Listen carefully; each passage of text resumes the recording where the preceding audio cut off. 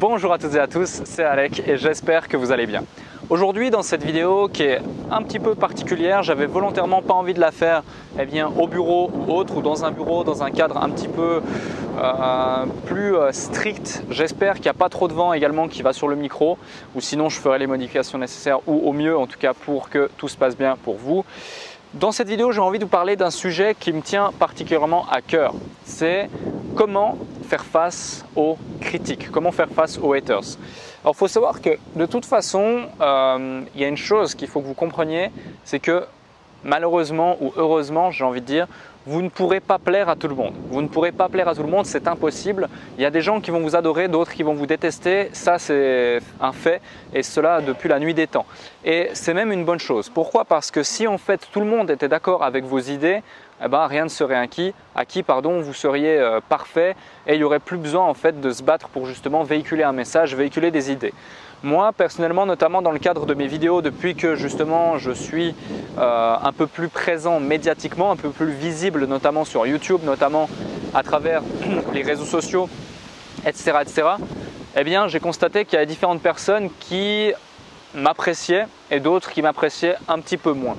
Et du coup, ce qui se passe, c'est que je préfère, et de loin d'ailleurs, véhiculer un message, apporter de la valeur, transmettre ce que j'ai pu acquérir et apprendre au fur et à mesure des mois, des semaines, des mois et des années de dur labeur où j'ai travaillé, je me suis remis en question, je dépensais des dizaines de milliers d'euros dans des formations, dans des séminaires, dans des déplacements. Je me suis déplacé pendant des jours, des semaines également pour apprendre des choses, être entouré de personnes qui avaient déjà réussi des choses, etc. et retransmettre ça notamment à travers la chaîne YouTube ou des contenus et pouvoir changer, même impacter, ne serait-ce que d'un millième, d'un millimètre ou de quelques petits éléments, la vie de centaines, voire de milliers, voire pourquoi pas de dizaines de milliers de personnes, et peut-être effectivement embêter ou ne pas être d'accord avec 1, 2 ou 3 ou même 10 personnes derrière. C'est pas du tout grave. Et moi je vois notamment il y a eu certaines histoires, certaines polémiques avec notamment des articles, des gens qui profanaient des choses qui étaient d'ailleurs diffamatoires, et puis il y a eu justement des poursuites auxquelles on a eu raison. On a eu raison et différentes choses seront publiées publiquement en temps et en heure, mais on préfère faire ça dans un cadre, je dirais, particulier, dans un cadre protocolaire et dans le cadre qui doit être fait, voilà, tout simplement avec des professionnels. Ce n'est plus entre nos mains, c'est aux mains de professionnels. Et justement, j'en viens à cela. Donc première chose, lorsque vous faites attaquer publiquement et que vous êtes une entreprise, sachez que de toute façon ça va arriver, d'accord? Sachez que de toute façon c'est normal, ça fait partie du processus et c'est même une bonne chose. Plus vous aurez de gens qui vous détestent, plus votre message sera clivant et plus vous serez clair également dans vos idéaux, dans vos valeurs et dans vos visions, en tout cas le message que vous voulez véhiculer au plus grand nombre. Ensuite, lorsque vous n'êtes pas forcément une entreprise et que vous êtes un particulier, moi pour ma part, lorsque justement j'en ai eu marre d'en avoir marre, j'en ai eu marre de l'usine, j'en ai eu marre de travailler pour un patron et j'ai eu envie de m'intéresser à l'entrepreneuriat et à ces choses, effectivement il y a différentes personnes qui ne comprenaient pas, il y a différentes personnes qui étaient dans l'incompréhension et qui se demandaient qu'est-ce que tu es en train de faire, pourquoi est-ce que tu fais ça, j'y comprends pas et autres. D'autant plus que j'ai commencé, souvenez-vous, avec le marketing de réseau en 2014-2015. Donc j'étais relativement jeune, j'y connaissais rien en entrepreneuriat, en vente, en marketing de réseau, mais c'est pas grave. Je savais qu'il y avait différentes personnes qui étaient autant jeunes, voire plus jeunes ou un petit peu plus âgées que moi, mais qui arrivaient sans forcément avoir de grands diplômes, avoir de grandes études ou un background entrepreneurial gigantesque, mais qui simplement avaient une chose, la volonté réelle de réussir et de s'en sortir. Et du coup, ce qui s'est passé, c'est que j'ai mis en place des actions concrètes et j'ai fait abstraction totale de ce que me disaient les gens. Et ce qui s'est passé, effectivement, c'est que des dizaines, des centaines de personnes, voire même des milliers de personnes indirectement étaient impactées par mon message, rejoignaient également mon mouvement entre guillemets.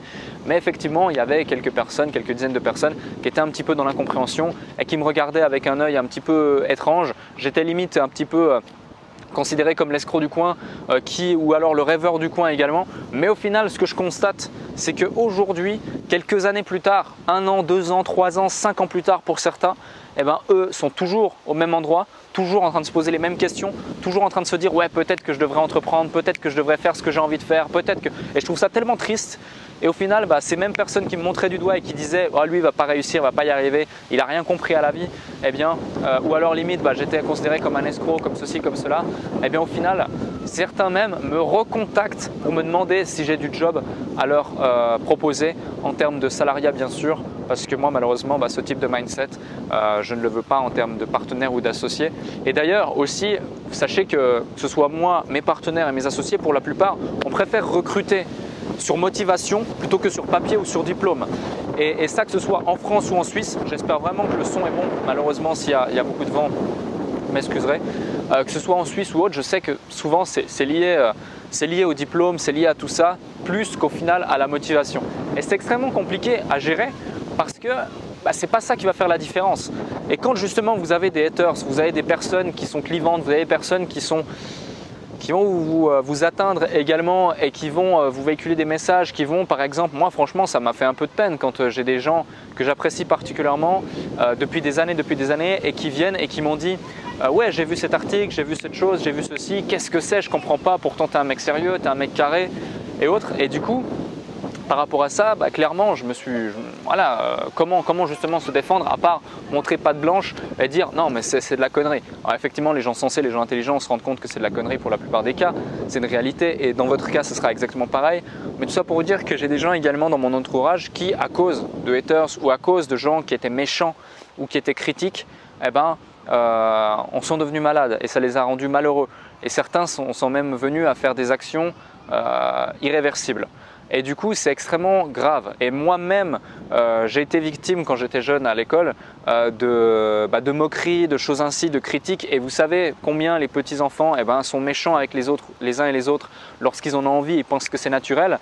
Et je sais que moi personnellement ça m'avait détruit, ça m'avait fait mal au cœur à l'époque, bien sûr je m'en suis remis heureusement, mais voilà. Et du coup malheureusement les enfants ils sont tellement authentiques, tellement entiers que lorsqu'ils ont un message à véhiculer ou autre, si c'est moche ou pour eux si c'est moche ou si c'est pas bien ou si c'est pas beau, ils s'en foutent et ils vont dire ça comme ça.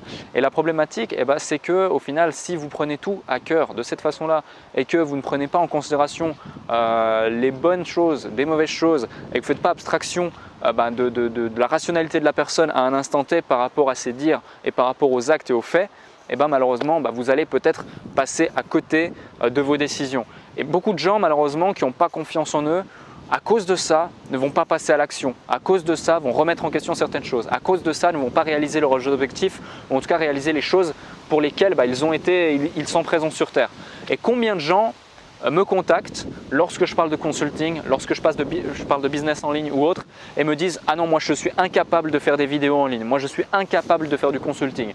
Moi j'ai le syndrome de l'imposteur, j'ai seulement 15 ans, 20 ans ou même des fois j'ai 50 ans mais j'ai seulement 2 ans d'expérience dans mon domaine, je ne peux pas délivrer des conseils, je ne peux pas m'auto-proclamer expert dans un domaine pour apporter de la valeur aux gens, c'est impossible. » Et du coup la problématique avec ça, c'est qu'au final, si vous faites ça et vous pensez ça, vous n'allez absolument rien faire. Vous n'allez pas passer à l'action et vous n'allez pas atteindre vos objectifs et vous allez rester au même point. La pire des choses à faire serait de vous écouter ou d'écouter les personnes qui vous critiquent. Et vous allez vous rendre compte aussi également, c'est qu'aujourd'hui, s'il y a des gens justement dans ce sens qui vous critiquent ou qui pensent comme ça, ces mêmes personnes, peut-être que dans quelques jours, dans quelques semaines ou même dans quelques mois, vont revenir vers vous et ce sera là votre plus grande victoire, c'est quand ces gens-là vont revenir vers vous pour vous dire soit bien joué, tu as fait du bon taf ou autre, soit je suis intéressé, j'ai envie de savoir comment tu as fait, ou soit qui n'ont absolument pas changé d'avis mais qui vous regarderont d'un autre œil et qui comme par hasard vous entendrez à gauche à droite qu'elles s'intéressent un petit peu à vous et autres. Et moi c'est ce qui se passe aujourd'hui,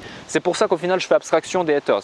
Aussi autre chose et dernière chose de cette vidéo, sachez que si justement votre message, si en fait plus vous avez de haters, mieux votre message est véhiculé ou en tout cas mieux vous adressez à l'audience en tout cas qui est importante pour vous. Sachez aussi que des gens comme par exemple Donald Trump qui sont aujourd'hui quand même président des États-Unis, c'est pas rien, je veux dire c'est l'une des plus grandes voire la plus grande nation au monde, c'est l'une des plus grandes puissances mondiales et ce mec qui est sorti entre guillemets de nulle part est président des États-Unis, je le répète. Et il fait partie des présidents qui ont eu le plus de haters. Pourquoi? Parce qu'au final, son message était tellement clivant et séparait tellement, il était tellement aux antipodes également de ce que les gens pouvaient penser dans certains cas que il a eu d'un côté énormément de haters, mais de l'autre côté, toutes les personnes qui l'appréciaient, de par l'afflux de haters et les messages diffamatoires et autres qui venaient, se sont rassemblés, se sont mobilisés pour justement appuyer son message et appuyer sa légitimité et être présent pour le soutenir et pour faire en sorte que cette personne soit élue. C'est un exemple parmi tant d'autres. Il y en a des centaines, si ce n'est des milliers, dans un cadre politique, dans un cadre économique, dans un cadre financier, dans un cadre peu importe, entrepreneurial également. Et je pense que ce sont des choses et des éléments à vraiment prendre en compte et à appliquer également dans vos business pour la suite. Et s'il vous plaît, si tu regardes cette vidéo et si justement je peux te donner un petit conseil, un petit élément qui fera toute la différence, fais abstraction des critiques et des haters par rapport à ça et passe à l'action, crois en toi, crois en tes objectifs, crois en tes rêves et voilà, même si tu as peur d'allumer ta caméra comme je le fais ici et de parler devant, moi là je regarde l'objectif, c'est comme si je regardais un ami et que je lui donnais quelques conseils par rapport à mon retour d'expérience. J'espère qu'il n'y a pas trop eu de vent. Si tu as aimé cette vidéo, dis-le moi en commentaire, dis-moi également si ça a pu t'aider, si toi aussi des fois tu as fait face à des critiques, tu as fait face à des haters, tu as fait face à peut-être des gens qui t'ont blessé et la meilleure des réponses à leur donner, c'est de leur prouver qu'ils ont tort en explosant tous tes objectifs et en étant toujours et constamment une meilleure version de toi-même. Je te remercie, partage cette vidéo, abonne-toi à la chaîne si ce n'est pas encore fait. Je te dis à plus pour une prochaine vidéo. C'était Alec, merci.